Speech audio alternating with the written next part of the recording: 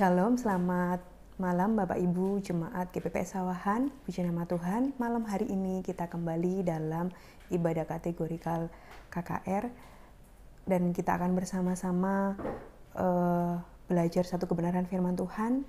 Dan sebelumnya saya mengajak Bapak Ibu Jemaat untuk kita sama-sama bersatu dalam doa.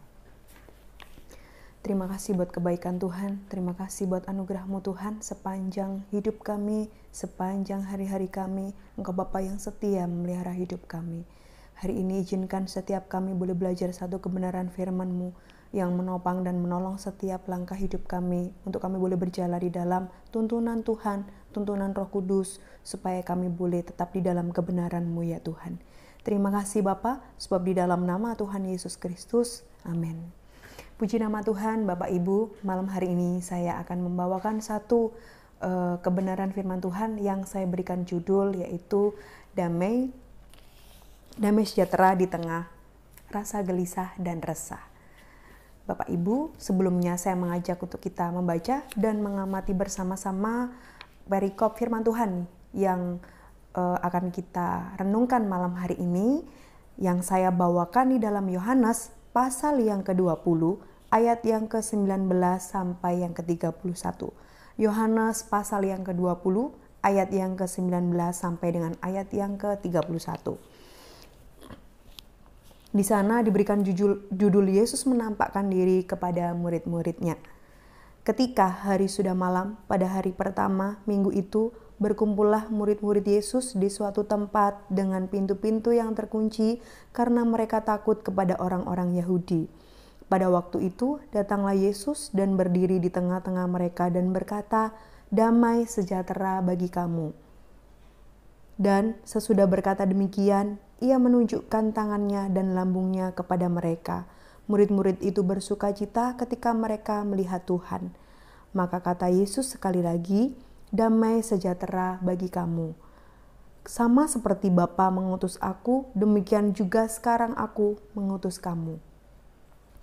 Dan sesudah berkata demikian, ia mengembusi mereka dan berkata, "Terimalah Roh Kudus. Jikalau kamu mengampuni dosa orang, dosanya diampuni.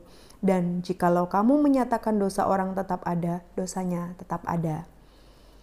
Tetapi Thomas, seorang dari ke-12 murid itu yang disebut Didimus, tidak ada bersama-sama mereka ketika Yesus datang ke situ. Maka kata murid-murid yang lain itu kepadanya, "Kami telah melihat Tuhan." Tetapi Thomas berkata kepada mereka, "Sebelum aku melihat bekas paku pada tangannya, dan sebelum aku mencucukkan jariku ke dalam bekas paku itu, dan mencucukkan tanganku ke dalam lambungnya, sekali-kali aku tidak akan percaya." 8 hari kemudian, murid-murid Yesus berada kembali dalam rumah itu, dan Thomas bersama-sama dengan mereka. Sementara pintu-pintu terkunci, Yesus datang dan ia berdiri di tengah-tengah mereka dan berkata, "Damai sejahtera bagi kamu." Kemudian ia berkata kepada Thomas, "Taruhlah jarimu di sini dan lihatlah tanganku. Ulurkanlah tanganmu dan cucukkan ke dalam lambungku, dan jangan engkau tidak percaya lagi, melainkan percayalah." Thomas menjawab dia, "Ya Tuhanku dan Allahku." Kata Yesus kepadanya, "Karena engkau telah melihat aku, maka engkau percaya. Berbahagialah mereka yang tidak melihat, namun percaya." Amin. Bapak Ibu Jemaat yang dikasihi Tuhan, seringkali kalau kita memiliki satu barang yang begitu berharga, kita akan menjaga dan menyimpannya sedemikian rupa. Seperti contohnya, kalau misalkan kita, biasanya ini dilakukan oleh ibu-ibu yang misalkan menyimpan perhiasan berharga, emas, berlian, ataupun menyimpan uang, sejumlah uang yang dalam jumlah besar dan ingin disimpan di rumah, biasanya akan menyimpan di tempat-tempat yang khusus. Dan untuk menjangkau kepada tempat-tempat itu biasanya disimpan secara baik-baik. Bahkan mungkin beberapa orang menyimpannya dengan banyak-banyak kunci. Ada double kunci, ada kunci khusus, bahkan ada tempat-tempat yang untuk bisa membuka barang-barang berharga itu membutuhkan kunci khusus atau ruangan yang dikhususkan. Jadi banyak orang yang begitu sangat menjaga apa yang berharga yang mereka miliki. Mungkin juga kalau misalkan mau masuk ke dalam rumah, dari depan rumah, halaman, kemudian masuk ke rumah utama, pintu utama, kemudian masuk ke dalam kamar. Di dalam kamar nanti masih ada lemari, almari, di dalam lemari nanti masih ada brankas, di dalam brankas masih ada tempat lagi, dan dikunci semuanya sedemikian rupa. Jadi membutuhkan banyak kunci, dan itu menjadi tindakan bahwa kita ingin menjaga barang-barang berharga itu sedemikian rupa, supaya aman, supaya tidak ada yang mengambil dan mencuri, supaya tidak rusak. Nah, kalaupun misalkan banyak orang-orang di luar sana yang menjaga, ataupun dari antara Bapak Ibu semua, menjaga sedemikian rupa barang-barang berharga yang kita miliki, bagaimana dengan hati dan pikiran kita? Apakah kita sudah menjaga sedemikian rupa seperti halnya barang berharga yang Tuhan percayakan, atau yang orang berkati, atau yang orang beri, atau bahkan yang kita miliki dengan usaha kita? Kita menjaga jangan sampai rusak, hilang, jangan sampai diambil orang atau dicuri. Bagaimana dengan hati dan pikiran kita? Seringkali banyak orang lupa, mereka tidak bisa menjaga hati dan pikiran mereka baik-baik. Kalau barang berharga mereka mampu jaga baik-baik, mereka juga lupa. Kadang mereka tidak bisa menjaga hati dan pikiran mereka baik-baik. Hari ini Bapak Ibu, kita akan bersama-sama melihat bagaimana yang terjadi dengan murid-murid Tuhan Yesus ketika mereka bertemu dengan Tuhan Yesus setelah Tuhan Yesus bangkit dan menampakkan diri kepada murid-muridnya. Apa saja yang membuat hati dan pikiran kita ini gampang dicuri oleh situasi, gampang dirampas oleh emosi atau situasi keadaan yang mampu membuat kita jadi tidak bisa menjaga baik-baik hati kita. Yang harusnya kita bisa tenang, kita jadi marah. Yang pikiran kita bisa tenang, pikiran kita menjadi kacau. Atau istilahnya saat ini banyak pikiran, galau atau overthinking. Nah, hari ini Bapak Ibu, kita akan bersama-sama melihat apa saja yang dapat mencuri damai sejahtera di hati kita, di pikiran kita dengan mudahnya. Sehingga kita berpikir untuk tidak menjaga dan membiarkan hati dan pikiran kita emosi begitu saja, marah begitu saja, berprasangka buruk begitu saja kepada orang lain. Mari saya mengajak kita bersama-sama melihat apa saja yang dapat mencuri damai sejahtera. Yang pertama adalah di ayat yang ke-19, saya akan membacakan kembali. Di sana ditulis, ketika hari sudah malam pada hari pertama minggu itu, berkumpullah murid-murid Yesus di suatu tempat dengan pintu-pintu yang terkunci karena mereka takut kepada orang-orang Yahudi. Pada waktu itu datanglah Yesus dan berdiri di tengah-tengah mereka dan berkata, damai sejahtera bagi kamu. Bapak Ibu, kalau kita menyimak baik-baik di ayat yang 19, di sana dikatakan bahwa murid-murid Tuhan Yesus berkumpul di suatu tempat dengan pintu-pintu yang terkunci karena mereka bertakut dengan orang-orang Yahudi. Kalau di sana dikatakan bahwa mereka berkumpul di suatu tempat yang terkunci, artinya tidak bisa dengan mudah mereka keluar dan tidak bisa dengan mudah orang keluar akan masuk di dalam tempat itu karena memang terkunci. Artinya Bapak Ibu, di sana murid-murid Yesus mengalami ketakutan. Di sana juga dijelaskan bahwa mereka takut bertemu dengan orang-orang Yahudi. Mengapa mereka saat itu takut? Karena ketika mereka berjumpa dengan orang-orang Yahudi, ketakutan mereka ketika mereka dituduh bahwa mereka murid-murid Yesus, mereka akan diperlakukan seperti halnya Tuhan Yesus. Mereka akan disalibkan.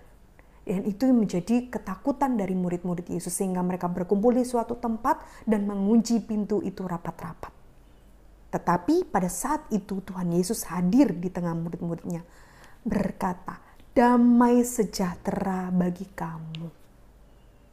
Namun mengapa murid-muridnya masih merasa takut saat itu?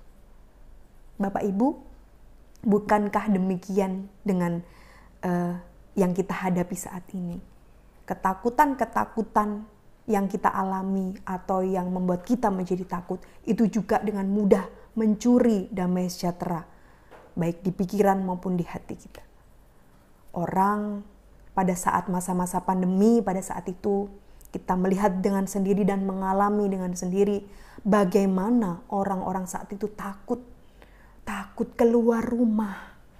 Nanti kalau misalkan melangkah keluar, ada virus bertebaran. Sehingga banyak orang pada saat pandemi mengurung diri, isolasi di rumah masing-masing. Pemerintah juga menghimbau untuk tidak keluar kemana-mana kalau tidak penting, mengenakan masker di mana-mana. Himbauan itu menjadi ancaman yang menakutkan bagi kita saat itu. Seperti momok yang menghantui, kemana takut, melangkah takut, keluar harus cepat-cepat kembali. Seperti halnya itu yang kita alami, ketakutan-ketakutan seperti itu. Sama halnya dengan ketika kita memiliki barang berharga. Kita menyimpan di tempat yang khusus, rapat-rapat, mengunci, bahkan tidak mudah siapapun orang terdekat di rumah menjangkau kecuali kita. Ada password khusus untuk masuk ke dalam barang-barang berharga yang kita simpan. Karena kita takut hilang, dicuri. Ada beberapa keluarga karena di kompleksnya sudah merasa tidak aman, karena tetangga di sebelah kanan kirinya, bahkan di dalam kompleks itu ada 1-2 keluarga yang sudah mengalami kebobolan atau dicuri oleh pencuri. Jadi si bapak atau keluarga ini mengalami ketakutan. Bukan hanya ketakutan saja Bapak Ibu, tapi mengalami ketakutan secara berlebihan.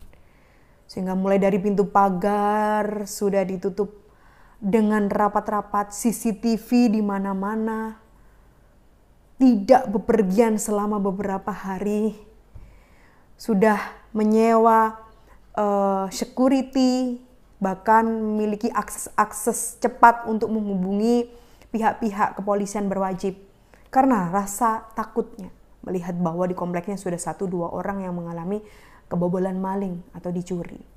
Seperti itu. Sehingga membuat satu keluarga ini mengalami ketakutan yang begitu berlebih. Sehingga banyak kunci-kunci ganda dibuat, tidak mudah orang masuk begitu saja. Security pun harus berjaga di depan rumah. Apapun dibuat supaya rasa aman itu ada. Seperti halnya murid-murid Tuhan Yesus ini. Mengalami ketakutan sedemikian rupa bertemu dengan orang-orang Yahudi. Sehingga memilih untuk menutup dan masuk di tempat khusus. Karena ketakutan yang berlebih ini dapat merampas dan mencuri damai sejahtera. Bahkan di setiap hati kita, pikiran kita saat ini pun. Ketakutan apapun yang kita alami itu mampu dan bisa mencuri damai sejahtera.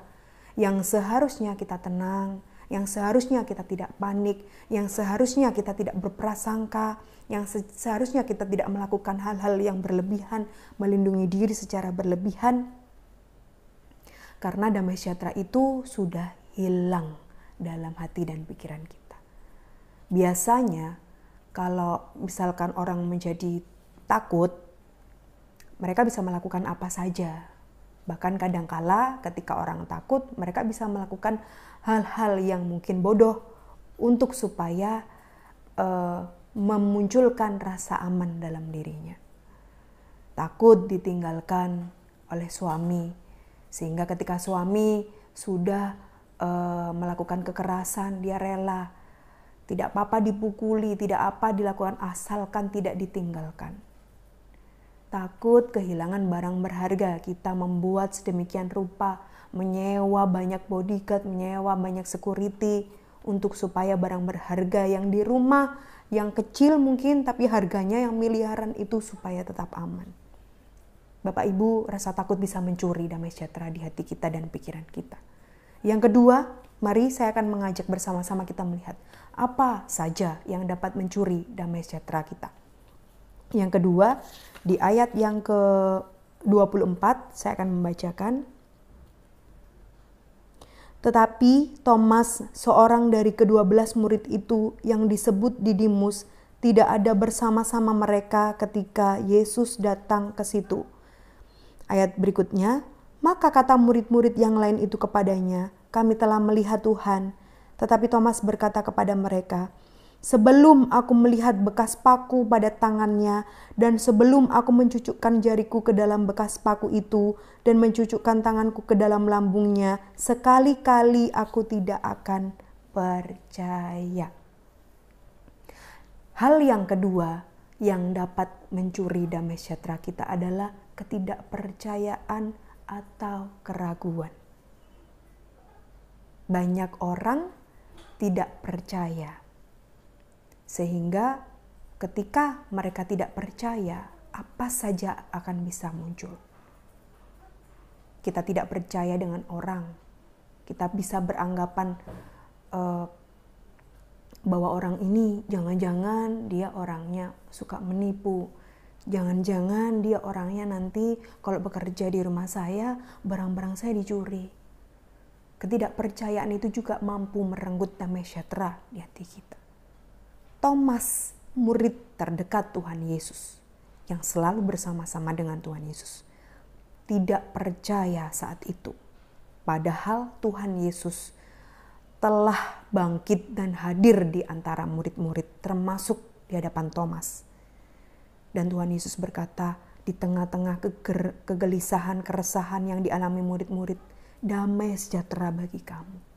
Namun Thomas berkata, saya tidak mau percaya sebelum saya melihat bekas paku di tangannya, sebelum jari saya mencucukkan bekas di lambungnya. Apakah dia benar-benar sudah bangkit? Ketidakpercayaan ini juga mampu mencuri damai sejahtera di hati Thomas, murid Tuhan Yesus yang terdekat.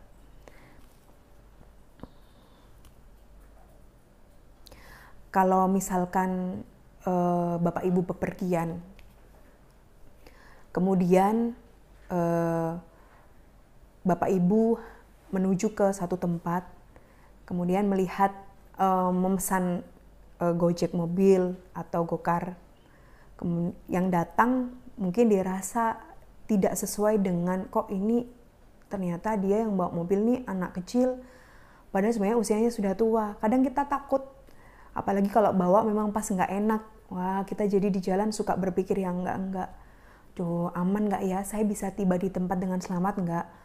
Atau misalkan kita bertemu dengan supir yang mungkin wajahnya garang, yang mungkin agak tidak seperti pada umumnya, rambutnya gondrong contohnya, atau memakai tindik di telinga, atau ada tatonya di tangannya. Kadang kita saking takutnya, saking tidak percaya dengan orangnya, kita jadi berpikiran yang tidak-tidak.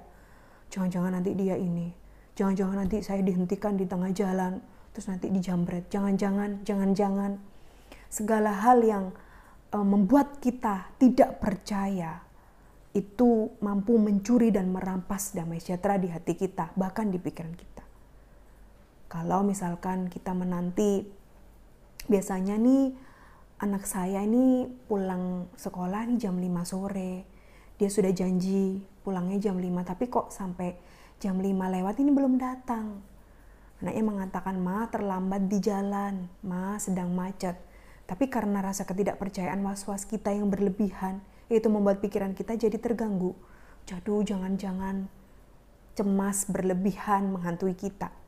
Seperti halnya itu, ibu-ibu, ketidakpercayaan kita itu mampu mencuri dan merampas damai sejahtera di hati pikiran kita. Orang jadi pikirannya tidak karuan. Orang jadi pikirannya bisa jahat karena tidak percaya. Orang bisa emosi karena tidak percaya. Apapun bisa terjadi. Entahkah itu karena ketakutan atau karena ketidakpercayaan, kecemasan, itu bisa merampas dan mencuri begitu saja hati damai sejahtera di hati dan pikiran kita. Bapak Ibu, mari kita akan melihat bersama-sama apa yang dikatakan Tuhan Yesus. Ketika Tuhan Yesus sudah bangkit, ketika Tuhan Yesus mengatakan damai sejahtera bagi murid-muridnya, bahkan berada di antara murid-muridnya yang saat itu sedang mengalami ketakutan, yang saat itu sedang mengalami ketidakpercayaan atau keraguan. Apa yang dikatakan Tuhan Yesus? Mari saya akan mengajak kita membaca dan melihat di ayat yang ke-30 dan yang ke-31. Memang masih banyak tanda lain yang dibuat Yesus di depan mata murid-muridnya yang tidak tercatat dalam kitab ini. Tetapi semua yang tercantum di sini telah dicatat supaya kamu percaya bahwa Yesuslah Mesias Anak Allah, dan supaya kamu oleh imanmu memperoleh hidup dalam namanya. Di sana dicatat bahwa Tuhan Yesus bangkit dan banyak hal yang Tuhan Yesus lakukan yang mungkin tidak dicatat di hadapan murid-murid Tuhan Yesus. Namun apapun yang tidak tercatat ataupun yang sudah tercatat, jangan membiarkan untuk kita menjadi tidak percaya atau hilang iman. Sehingga itu menggerogoti, merampas damai sejahtera di pikiran dan hati kita. Kita tidak percaya kepada Tuhan Yesus. Kita ragu, kita takut, mampu menghilangkan iman kita di hadapan Tuhan. Orang kalau seandainya mereka sudah terjebak dengan ketakutan yang berlebihan, atau mungkin ketidakpercayaan yang berlebihan, mereka pun bisa kehilangan iman di hadapan Tuhan.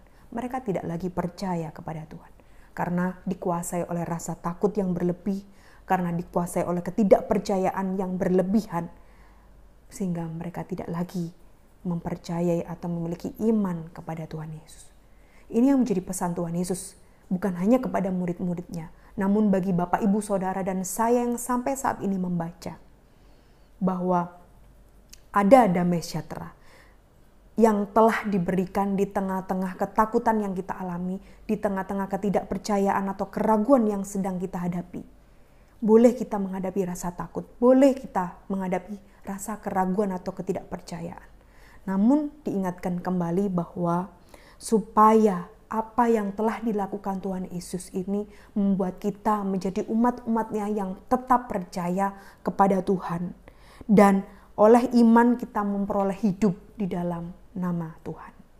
Bagaimana dengan Bapak, Ibu, Saudara semua yang di rumah?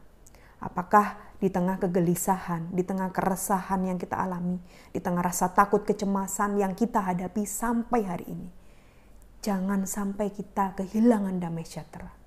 Kalaupun kita bisa menjaga sedemikian rupa, kita bisa menjaga dengan baik-baik barang berharga yang kita miliki di dunia ini.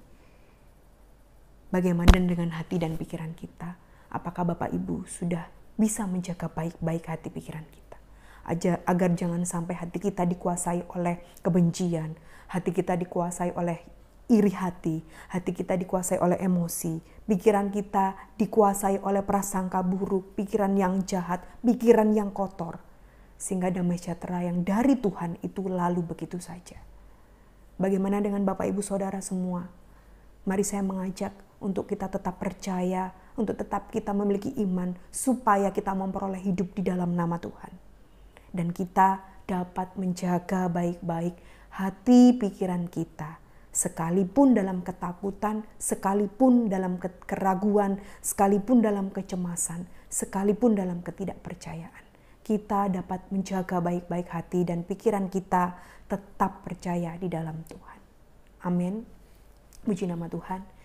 Biarlah kiranya renungan firman malam hari ini dapat mengajak untuk kita bersama-sama tetap menjaga sungguh-sungguh baik-baik hati pikiran kita. Bukan hanya sesuatu yang terlihat yang begitu berharga yang dapat kita jaga baik-baik, namun apa yang tidak terlihat seperti batin kita, perasaan kita, pikiran kita, kita pun tetap dapat menjaga baik-baik. Saya mengajak Bapak Ibu Jemaat di rumah untuk kita bersama-sama bersatu dalam doa.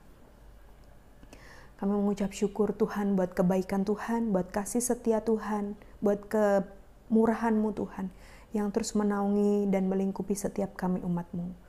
Tolong setiap kami di dalam kelemahan kami, ketika kami menghadapi ketakutan, keraguan, dan keresahan, atau apapun kesulitan yang kami hadapi di sekitar kami ini Tuhan. Teguhkan kami untuk kami tidak hilang begitu saja damai sejahtera yang Tuhan beri, sehingga merampas dari hati dan pikiran kami, sehingga kami berlaku buruk, berlaku dosa di hadapan Tuhan. Tolong ya Roh Kudus supaya kami boleh tetap menjaga hati pikiran kami, supaya tetap di dalam tuntunan-Mu, dan kami boleh hidup di dalam kebenaran dan Roh-Mu. Tolong setiap jemaat-Mu ya Tuhan, dimanapun mereka berada, kesulitan apapun yang mereka alami, supaya mereka boleh belajar tetap percaya kepada Tuhan, sehingga memperoleh hidup di dalam nama Tuhan. Terima kasih, kami mengucap syukur buat kebaikan dan anugerah Tuhan yang begitu besar. Melalui kehadiran-Mu kami beroleh damai sejahtera-Mu. Sebab di dalam nama Tuhan Yesus, Juru Selamat kami yang hidup, haleluya, amin. Tuhan memberkati.